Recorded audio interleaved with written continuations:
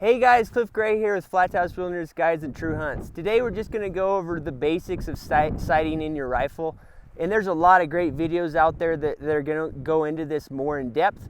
But my goal here is for just the hunting crowd. I'm just going to go over the basics, okay? How to get a rifle sighted into, 1.5 inch type of accuracy at 100 yards, and then hopefully that equates to, a couple inches at 200 yards, etc. That's kind of what we're shooting for, all right? This isn't like a long range, in-depth class. I just want to do the basics for you hunters out there that are getting prepared for a hunt. But we're going to do it in a way that's always worked for me, and I am kind of meticulous about it, so I'll go through the details. So the first things that I do is I'll hit on cleaning real quick. This is like very controversial. Everybody's got a different opinion about when and how often you should clean your rifles. What I do is I run just one patch of solvent through the barrel from the chamber to the crown of the barrel before every time I shoot it or I take it to the range. One wet patch of solvent, leave it for a couple minutes, and then one dry patch. And that's pretty much what I do until I noticeably get my groups are starting to get wider, right? Which for most of my guns seems to be 300 or 400 rounds, so I don't clean them thoroughly that often. But that's just how I do it, and it works for me. You'll hear all sorts of different opinions on that, but that's how I do it.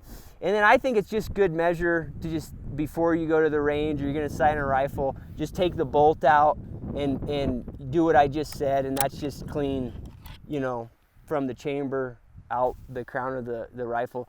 Just in case on your last hunt something ended up in there that you don't see when you look through the bolt or whatever.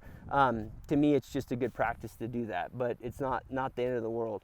The next thing that I do, which I do think is important, and I don't think a lot of people do it, is I torque everything to specs. And by everything, I mean my scope rings and then my forearm, right? So what I do is I keep a little notepad in my range bag, and it just has the specs for my rings and then for the stock, the forearm on my rifle. And so I'm not gonna forget it, not do it incorrectly. So for me, it's 17 pounds on the rings. If you can just get one of these inexpensive torque wrenches. One of the key things to keep in mind is whenever you use one of these inexpensive torque wrenches, just always take off the torque when you're done using it. And that way they'll stay a lot more accurate. So just, for me it's 17, so I just go through and torque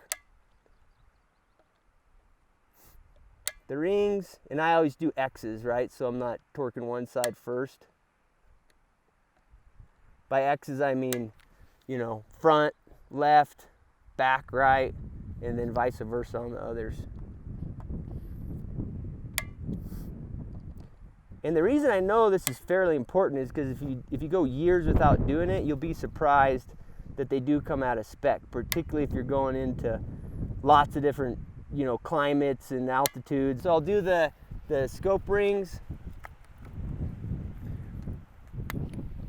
And then I'll do the forearm / the trigger component here. And for me, on my rifle, it's 40 pounds.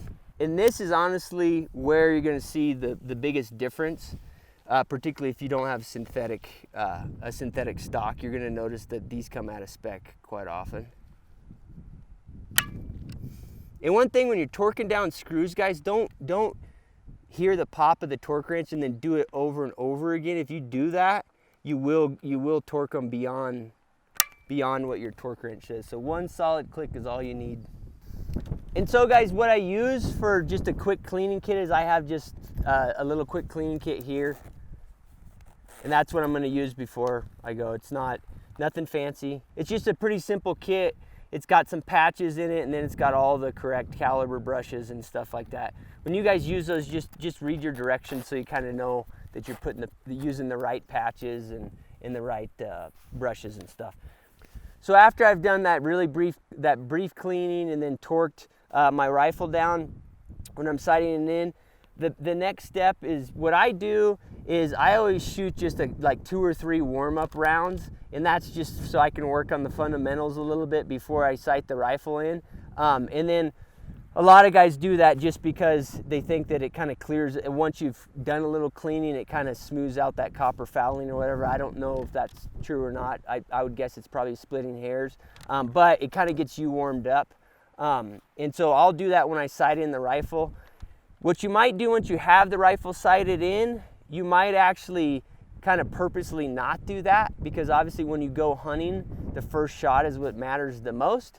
So after you've sighted your rifle in, you might go to the range a couple times without cleaning it, and then without warm-up rounds, and make sure that your gun's hitting where it needs to be. But for the sake of this, when we're actually just sighting in a rifle and trying to get consistency, I shoot a couple warm-up rounds. What I do is I just keep, and this is, I think, a good tip for you guys, like you'll go through different choices of ammo, and during that process you end up like little odds and ends of boxes of ammo. So what I do is I take all that ammo that's not like the primary load that I'm trying to work on, and what I'll do is I just put it in a little box and it just says old warm-up ammo, and that way you're not using your good stuff for those warm-up rounds. All right, so in terms of the actual sighting and process, the first thing you're going to have to do when you've got a new optic mounted on your rifle, and the first thing you're going to have to do is you're going to either have to bore sight the rifle to get it on paper, or the other thing that's just kind of more, I guess, the redneck way of doing it is just get really close to the target. You're shooting on a target into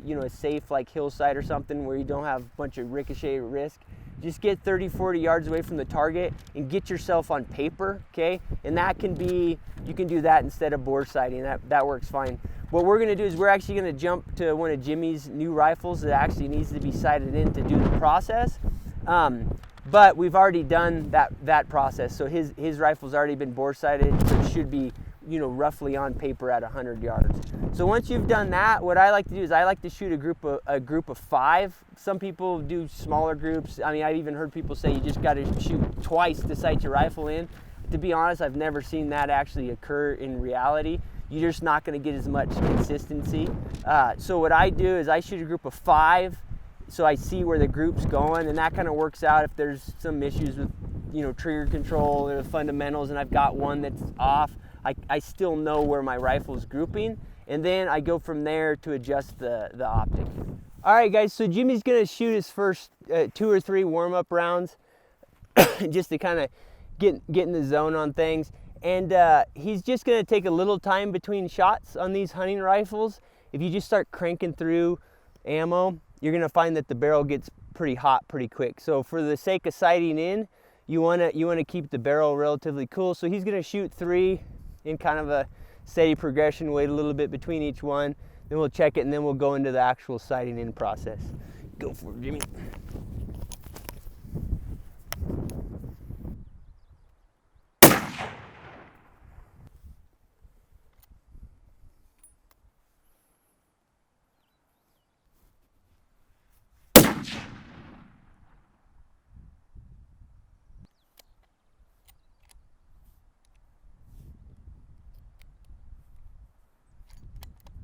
All right, guys, so Jimmy shot 2 or 3 rounds to just get warmed up himself and kind of get through his fundamentals and all that. And now he's gonna go ahead and shoot his first group of 5.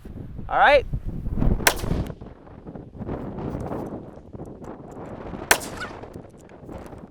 So Jimmy shot a couple rounds. He's gonna go ahead and you can just touch his barrel and see if it's hot or not. And you'll be amazed how hot a hunting barrel will come after 5 or 6 rounds. You'll know, so you don't have to get too crazy about it. If it's too hot, you'll feel the heat. All right, guys, so you can see Jimmy's group right here, these 5 rounds. So this is a pretty exceptional group, right? You've basically got all of these 4 touching. You've got one that's just probably 1/2 inch outside of that. So that's pretty exceptional. What you can do is when you're grouping there, if your gun is in MOA, like the scope, the adjustments are MOA, they're basically going to be 1/4 click MOA clicks. And a target like this, these are inch squares. So basically, Jimmy's been shooting at this target here, and he's hitting here. So in terms of MOA, an MOA at 100 yards and that's what we're shooting at, is equivalent almost exactly to 1 inch, right? So to get here, he's basically gonna do 4 clicks to the left, 4 more, and then 2 more. So he's basically 10 clicks to the left, right? and then he's going to be he's going to be 2 clicks up for that 1/2 inch, and then he's going to be 4 more for that inch, so that's 6, and then 2 more, 8. So he's basically 10 to the left, and then he's going to be 8 up, right? And that'll put him back here. If your scope has hash marks in it that match your reticle or match your adjustments, which if they do have hash marks, they should be an MOA or mil, depending on what your adjustments are. You can actually look at this through your optic, and you can actually just count off the hash marks, right? That's also an easy way to do it, but these targets make it easy. If your scope is in mils, instead of it being, your clicks are going to be 1/10 of a mil, and a mil equates to roughly 3.6 inches.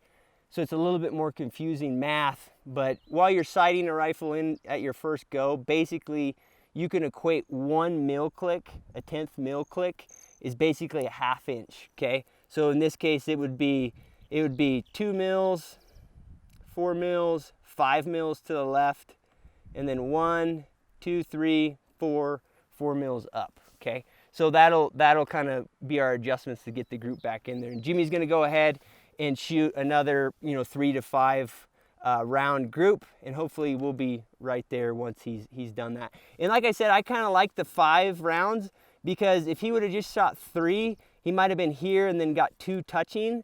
I like it with 5 because I can kind of discount that round and just assume that this is really where his point of aim is. All right, guys, so Jimmy's gonna go ahead and do the clicks on his optic.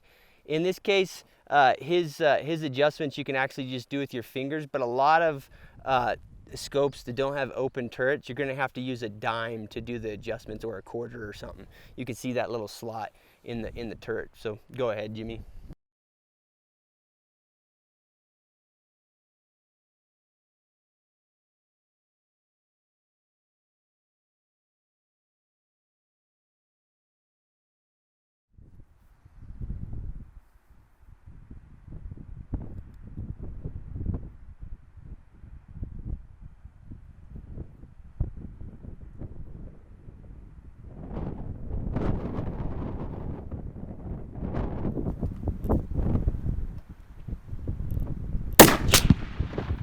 There you go.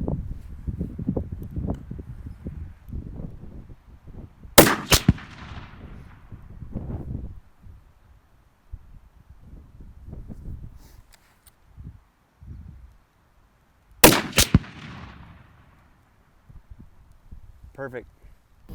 All right, so Jimmy's next group, we just did 3 because he was grouping so well. He's way under an inch here in terms of accuracy. So you can see he's basically dead on. You could maybe say he's low, half an MOA.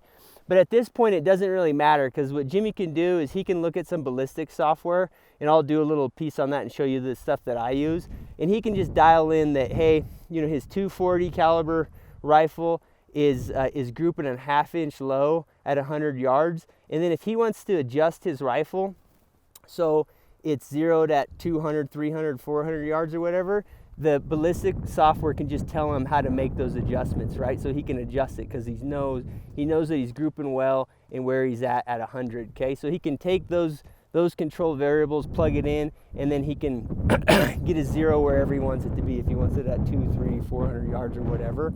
And so most likely for a mountain rifle, he's gonna actually end up with something that's grouping 1.5 to 2 inches high, because he's gonna want that rifle to be sighted in at 200 yards or something like that, okay?